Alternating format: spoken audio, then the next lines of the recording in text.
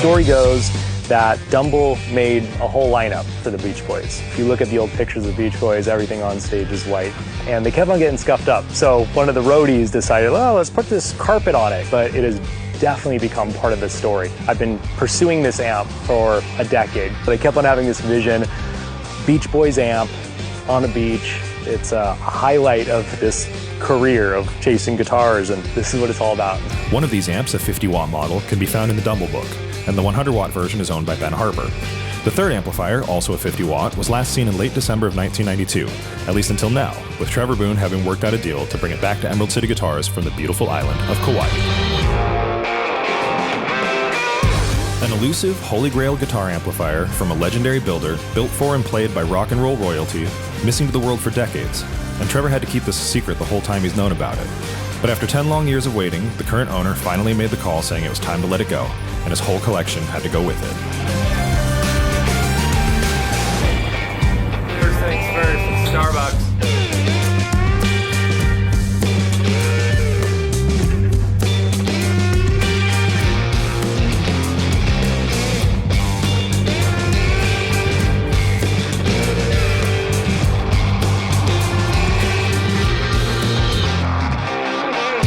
The collection included an array of other amps, as well as a number of guitars that all needed to be authenticated in person and safely packaged for transport back to Seattle. By sheer volume, it wasn't the largest collection we've ever picked up, but putting over 2,000 miles of ocean into the equation and making all of this happen in a couple of days would take a good-sized crew. Trevor, Tyler, and myself, as well as Matt, who handles the shipping at the shop and has a wealth of vintage amp knowledge, as well as a bit of extra help from his wife, Nikki.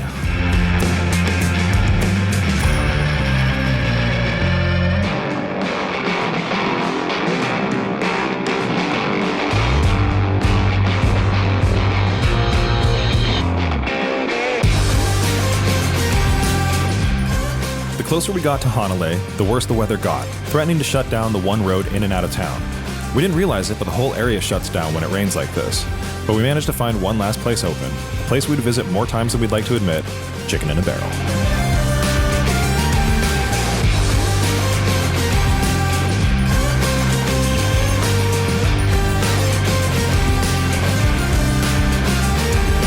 All right, we just landed. We're just getting situated at our Airbnb in Kauai, the beautiful Kauai. It happened to be pouring rain the whole drive here, but we're excited. We're gonna get some sleep. See you tomorrow.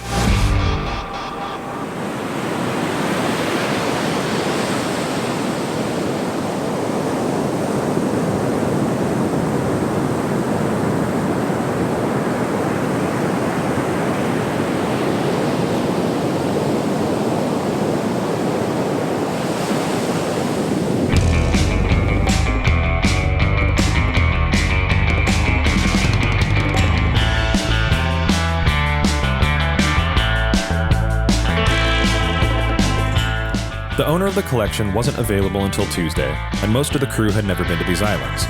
So this day was spent getting to know the area. Hanalei is a small town, and its center was a short walk from the house, so we set out to find coffee and breakfast first thing in the morning, ending up at the Hanalei Bread Company, which would become a regular morning visit. The beach was exactly a one-block walk from the rental house and required a stop on the way back to pick up the car, where we were quickly greeted by quite a few house guests.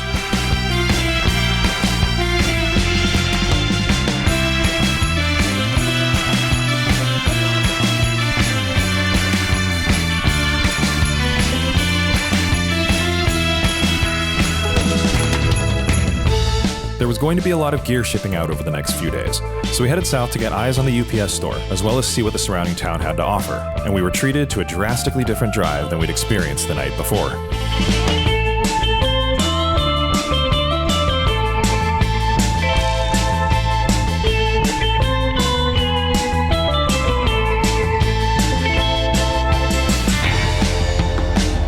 And I told my parents, I want to be a doctor, so support me. I gotta go to America. Good excuse, right? Instead of, oh, I would just wanna be a hippie in America. Sounds like you got to do both though, man. You're living out here, and do you have a practice? So have you always kind of been a collector? Bad habit. Yeah. I had when I was little, always collecting like a plastic model of the tank, World War II tank, airplanes. kind of things. Yeah. Back then, Japanese yen was very weak, 360 yen to $1. Wow. So Stratocaster, when I was high school in Japan, was $1,700. Wow. Yeah, crazy. In the US, it was like $400, $300, Yeah. right? Yeah. So I never able to buy it. So after I came here and practice going well, then finally I have a little time to enjoy something. So I started to buy guitar. Yeah, it's kind of like a prize for myself. Yeah. Yeah.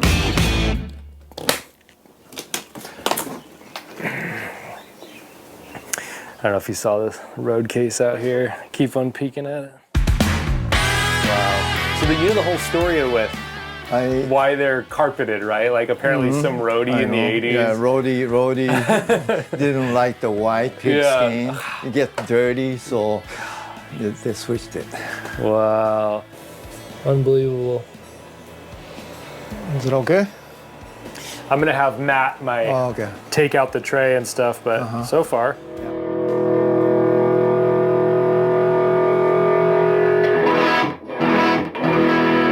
Ooh, loud. Yeah.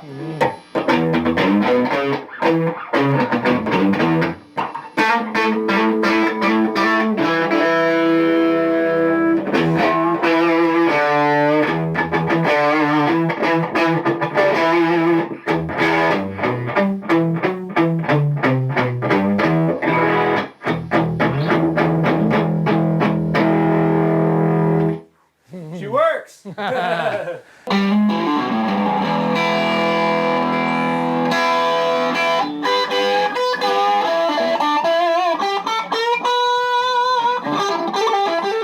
Real sounds good, man. He's playing his 54 Strat through the Dumble. It's almost like he's saying goodbye to it, man. It's kind of moving me.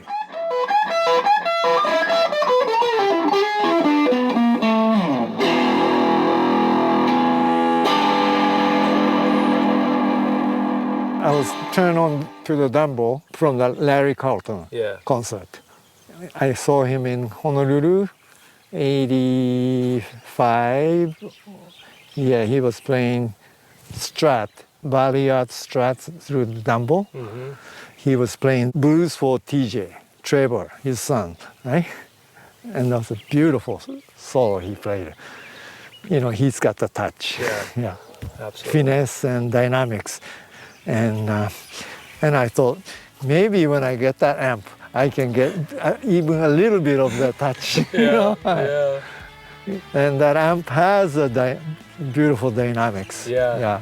So I got one. Back then, it was much cheaper, but still expensive back then too. You know, I took it to gig here and there, but EV speaker killed me. Yeah. So even back then, you know, that price I paid was too much to take it out to gig. You know, mostly I played in the house. Yeah.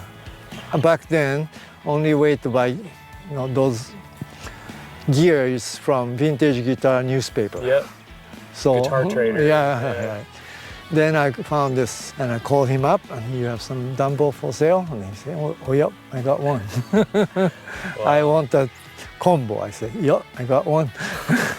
Wow. And how much? $7,000. What? $7,000? I can get the good tweed for $500. Wow. And he shipped it out to Kauai, huh? Yeah. Wow. Then I like it so much, I look for another one. I found the one in Japan. There's a collector called JP Onishi, Dumble collector. He has a brand new head. But that sounded too loud, a little too bright for me. This one had a more warmth to it. So back then I didn't think about future, investment. I didn't buy anything for investment, just to play, to hear the difference. And which was very, very exciting to hear the difference, how they approach the guitar.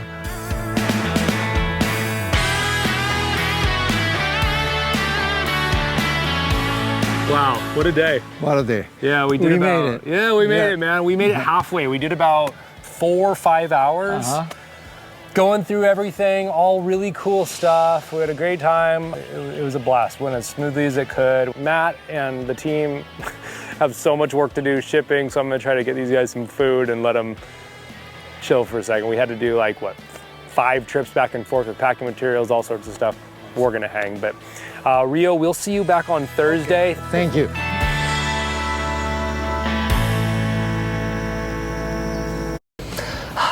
This is like my third Vibro Verb. I cannot say no to these. I love these. Vibro Luxes are kind of my home base. The Vibro Verb is the king daddy of black panel amps. Big 115, it has such a sound. It's so unique. This particular one came from our buddy Eric Johnson, who sold it to Rio years ago. There's a letter with it. We checked all the transformers. They're all like 63, 64 original to what the amp should be. Everything looks great. The grill cloth was replaced. Maybe it took a couple mic hits, don't know. But sure, Eric sold this, regretted it.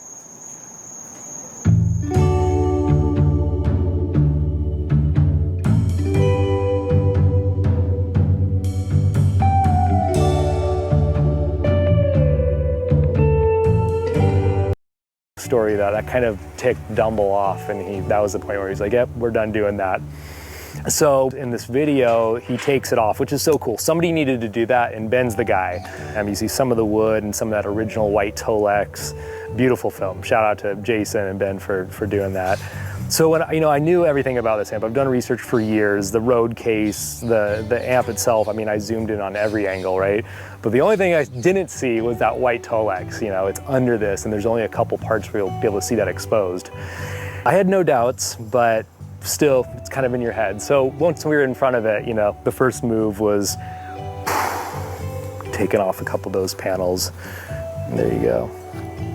You can see it kind of gets, some of that reaction over time and aging, and it's visible in other parts too. And on this one, we're gonna keep it exactly how it is. Part of the story, the evolution of this amp and its journey. 50-watt version, exactly what I personally like for the combos.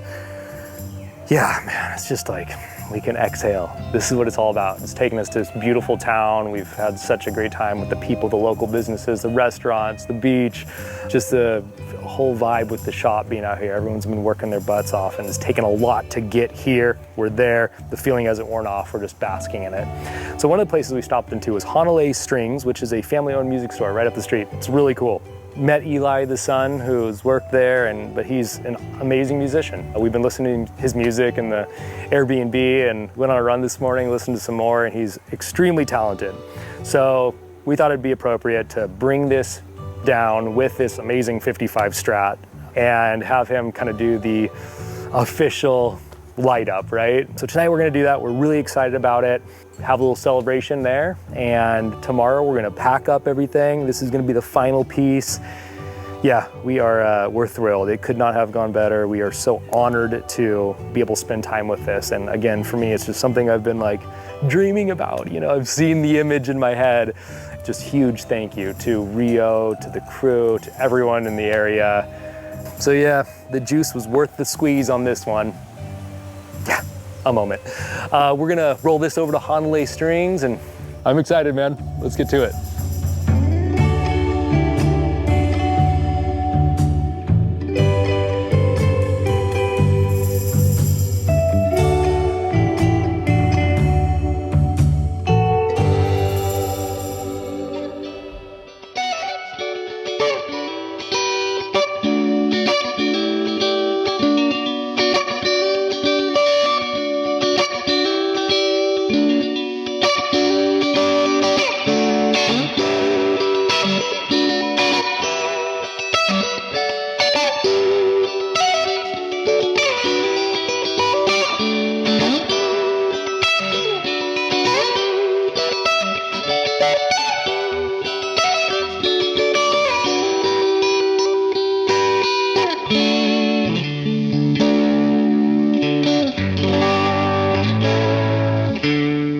is definitely a staple of the North Shore, Honolulu strings. It used to be a yarn store, a video store, but the through line was always ukuleles and instruments. And I used to work here as a kid, and then my family and we took it over about 14 years ago.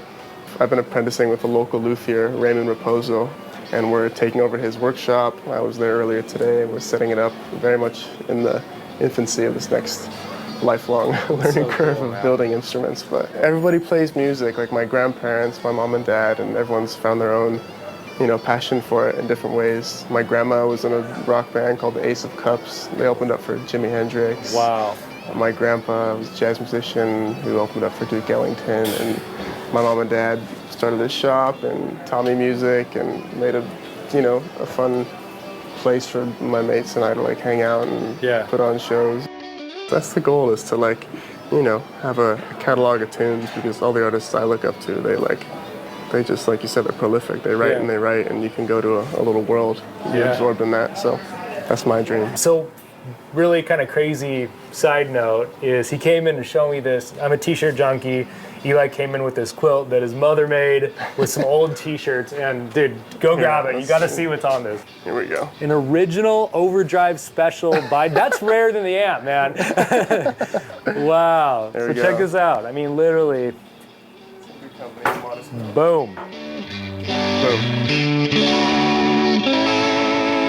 Sent me pictures at Honolulu Bay with this Beach Boys.